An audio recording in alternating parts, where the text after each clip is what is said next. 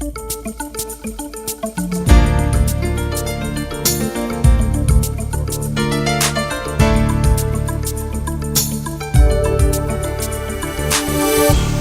Todd, Dustin, I welcome you both to SuperChat. Dustin, I'd like to begin by asking you, what is the most important thing you would like our listeners, your stakeholders, to know regarding the subject of bullying at Northwest Local Schools? Well, first, I just want to say thank you for the opportunity to talk on this very important subject. It is something that's very impactful to our students, and it takes a lot of time with our families and our administrators and our teachers. So I'm excited about the opportunity to talk about this. I'll tell you the first and the most important thing that I can emphasize with anyone is just continuous communication. We really need to talk about what's happening and be open and honest and upfront and early in the communications. One of the best ways to do so is to use our harassment, intimidation, bullying form, which you can find on the website, in office spaces, on social media platforms, and in student handbooks, or you can just email looking for those as well. It's just a great way to kind of start the conversation about what's going on. Yeah, and I would agree that communication in a lot of things, bullying included, when there's an incident like this, it always helps things continue to progress. And I use the word progress in mediating things and taking care of things. Well, what else is really critical for Northwest Local School District families to know? Are there some main points that you would like to stress with them so they are aware? Absolutely. And one of the biggest ones is, as an organization, we investigate every single bullying or mistreatment accusation. Every single time that someone reports to any of our administrators that something is happening, whether it be bullying or just mistreatment or whatever in between, it is always investigated. The harassment, intimidation, bullying form creates a formal process to that conversation. But I'll tell you, our principals are adamant about investigating every single accusation. And that's why communication is such a key, especially the continuing of the conversation after the initial effort to change the outcome. If things are continuing, it's very important to continue the conversation, and further investigation is going to happen. Well, let's take a hypothetical situation. Let's say a student is experiencing a bullying situation. What is the first step a student should take if they are having an issue? I'll go back to that form again. It's just a great way to formalize that. So I'm going to say the earliest part of that conversation is using the form to communicate and organize the details. Starting the conversation with staff at the building is absolutely critical. It's critical to communicate early and often, and then also start putting together some facts and details, particularly around screenshots, messages that have been received, any details, witnesses, etc. Be as specific as possible, times, dates, places, to help the administrative team investigate. So go on your own and create an evidentiary trail. It helps immensely to kind of create a narrative, even for yourself, to really put things together, because there's so much emotion attached to these type of occurrences that it's easy to get off track in the conversation. So to create yourself a narrative to say this, then this, then this, then start really getting detailed about those, such as this person was also there. This is what was said, the exact words. This was what was implied. Here's what happened next. It helps out a ton for the administrative team to have that stuff in front of them. Honestly, with technology being so prevalent, a ton of the details regarding any bullying occurrence is coming through a device. And so being able to take screenshots, keeping messages, do not delete the messages, and being able to present those. So let's talk about what is next, okay? They start out by using the HIB form, then they gather whatever, let me call it evidence or proof, to support their accusation. Then what? What happens next? So at the building level, the concern itself is investigated, so that assistant principal or principal will begin gathering details, statements, witness statements, other pieces of evidence, kind of creating a narrative for themselves as well, putting some factual evidence together. And whether the situation has reached the state-defined level of bullying or not, our administration will work with you to resolve the issue. Whether it reaches that yes level around bullying or harassment, which is defined by the state, it's still mistreatment. There's still something happening. So our administration is going to work with you to resolve that. And there's a couple ways to do that. One, they could simply orchestrate a circle or a meeting between all of those involved. That is the most powerful way to solve, especially low-level mistreatments, to get all the facts out in front of everybody and work through it. Another, of course, is to start applying consequences according to the infractions. And in addition to that, the administration can put some stay away orders in place. And these are initial moves. These are kind of getting things going and hoping that everyone complies early on with the decision, and therefore it becomes a one-time type of occurrence rather than something that keeps going on going. I mean, we talk with a lot of schools, and I know that most states have this description as it relates to defining bullying as something that happens multiple times as opposed to an isolated event. But if it does continue, where should they go from there? Whether it is bullying or not, if there's further mistreatment, if there's further conflict, we want to keep helping. I want to emphasize that because people get really stuck on whether it was or was not bullying. The reality is we have a problem. And if the problem is continuing, we have people who want to help. And the biggest thing to tell you is to communicate. You know, when I was a building principal, there wasn't much more frustrating than you get a situation in September, you circle the kids up, everybody's talking, everybody walks out of there feeling like, okay, this is resolved. You probably put some consequences in place, and then everything goes quiet.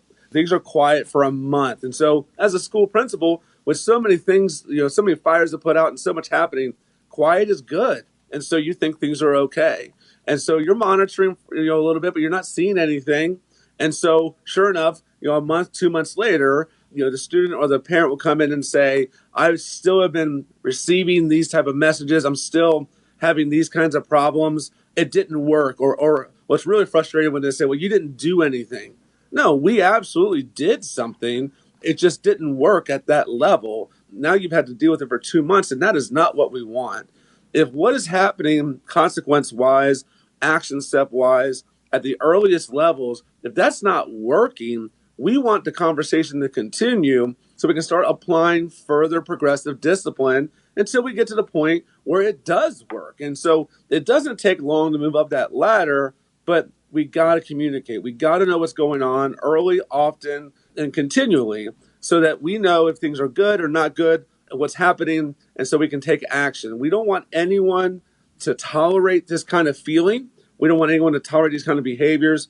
It's critically important to us that we communicate. So early and often and continual communication is the key.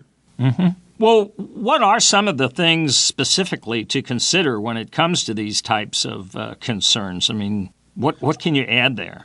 Well, I tell you, one of the things to think about, and it probably is a bit frustrating sometimes, in my position, I work with a lot of families that are on the backside of a mistreatment situation. And one of their frustrations is that they find out that their own student had found themselves also involved. They also had some infractions. They also consensually participated in the conflict. And so I want to clear some confusion there around the reality is if two people begin to interact and mistreat each other through language or through actions or etc., we have two people who have done wrong, not just one. Yes, there's something to be said of quote unquote who started it. But when it comes to decisions around consequences, it's just as important to know what each party did. And ultimately, retaliation isn't ever going to be excused as a part of this process. We have to look at the big picture. And sometimes that gets lost in the emotion of a parent feeling their child's being mistreated. I would just ask that they just take a step back and say, even to their own child, can you tell me what they're going to tell me you did so I know where we stand? Just be open and honest. Can you tell me what they're going to tell me you did so we can have a real conversation? And we're still going to look to resolve. We're still going to circle the kids. We're still going to do that stuff. But ultimately, it gets away from the blame game. It gets to the problem-solving part of everything. So it gets to a building level decision. What if a family is not satisfied with that building level decision? I mean, what should be their next step? How should they proceed? Ultimately, they would call me, Dustin Gehring, 923-1000, extension 3907, or email. You can find my email just about anywhere in our platforms, and start a conversation about your concerns. And maybe they need someone who is not knee deep into the situation to come in and take a look at the whole thing. They need someone to organize a family meeting. They need someone to help an administrator, take that next step or something to that effect. So ultimately, the next step is to contact me, and I'm always willing to accept those calls. The calls come in. I check back with the school to say, what can you tell me? Then I start working with the family about, okay, here's what next step looks like. Gary, I think if I could chime in, the other piece that is important to me is I will get the phone calls. If they don't get their needs met at the individual school, then I get a phone call. So the first thing I do is to make sure they understand, did you fill out the bullying form? Because then that brings in a third party to help with the evaluation. That is Dustin. So if they don't have faith that the administrators at the building did their job, the next step is to involve Dustin, who does his own independent investigation. And then in writing, we have to make a decision and give it to the parents. So we do have that safeguard in there just in case they think the building is taking one side. Well, and that makes sense, Todd. Well, Dustin, let me ask you this. I mean, let's say a family, through a conversation with their own student, feels like their student is being mistreated or worse. I mean, then what? The biggest thing I can tell you, and in our household, we try to act this out as well, and that is to just communicate and monitor. Ask the questions. Hey, what's going on? Can you give me the details? And start taking a look at those phones. Start looking at all of the different devices. Take a real deep dive into the messaging app, the social media messaging app, because each of them have their own messaging ways outside of just the traditional kind of message app that's on most phones. Facebook itself has a messaging app. Instagram has a messaging type of app. Be very aware of Snapchat. I can't emphasize that enough with our families. Snapchat, by design, deletes messages. And therefore, I feel personally that by design, Snapchat stands against families because families are needing to know what their kids are up to and what's happening. But this app itself deletes the messages after time. And you got to be really careful with that because you want to be able to monitor what's happening with your kiddos. So just be really cautious of that. And then the other thing is, and I know the kids won't be too happy about me saying this out loud, but a lot of our students will have a kind of a front social media account, but then they often have a secondary social media account that they may be keeping hidden. So Instagram is kind of famous for this. I have a kind of a front face Instagram account. My parents know about it. Everybody's friending everybody. Everybody's following everybody. But then I have this other account to do these other type of activities on. Just be aware that that is something that's out there on all the social media platforms. It's something just to watch out for. Well, in addition to parents being aware of what their students are using in the way of social media and perhaps some other indicators, especially this second account thing, I agree with you there. And Snapchat, all bets are off. But what are some of the other things that parents should watch for? One of the bigger things when you're in the midst of a mistreatment situation is a change of behavior. If you start having a kid that used to be all gung-ho about school, but now they're beginning to kind of be resistant. If they're kind of feeling isolated, they're not communicating about what's happening. Now, some of that is typical teenage behavior, but other pieces of it might be social interactions, like what's happening. And that's not always easy. That's one of the harder things is to kind of guess what my teenagers are feeling, on a random Monday morning. That's kind of a tough thing as a parent, but just kind of use your gut. You know your kid better than anybody in this world. And if you're feeling like things are changing on a pretty consistent basis or trending a certain way, start asking questions. Don't hesitate to reach out to a principal and say, listen, I don't know if anything's going on, but we're noticing these behaviors. Are you guys seeing anything? And if nothing else, we can up the monitor a little bit in some of the larger social settings at schools and kind of give you some feedback as to what you're seeing. Maybe it's something where they're finding themselves on the outside of their typical social group. And some of that happens, especially like fifth grade and middle school and as they're defining themselves, and they just need some skills around that. When that's happening, they need someone who's an adult who's been through it to kind of talk them through it and how that works. So kind of looking for those odd behaviors that in your child, like, boy, I've noticed a trending difference in you, and start asking some questions. Your gut will tell you that something's up. Great advice. Well, Todd, I was wondering, of course, you've been listening to this conversation we've been having here. Do you have anything to add that might be helpful for our listeners? Yeah, this is a high priority for us. If you want to find the reality checked on that, parents can go to past board members from 3-4 years ago. And when we're required at the end of each semester to do an HIB report, which tells you how many cases you had. There used to be none. There used to be one maybe on it, maybe two. It now is covered with 20 to 30. And when you have a 9,000 student body in your district, that's not nearly enough. So we do take this serious. It is a very difficult avenue to walk down because you have the one side of your kid, your child who you love and think the world of, telling you that they're being bullied.